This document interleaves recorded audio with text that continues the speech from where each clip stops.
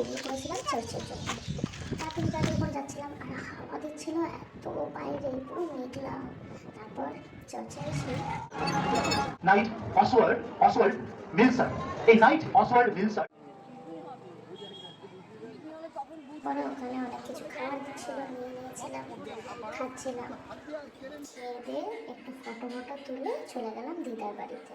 দিদার বাড়িতে দই চিড়ে খেলাম, পুকুকেও খাওয়াচ্ছিল দিদা।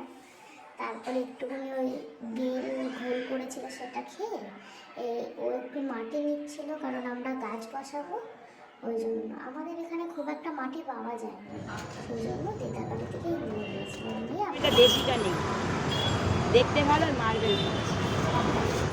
তারপরে একটা গাছ কিনলাম 9 o'clock-এ, আর দিদার বাড়িতে অ্যালোভেরা গাছ নিয়েছিলাম। নিয়ে আমরা রিক্সা করে কোলে নাও আমায়।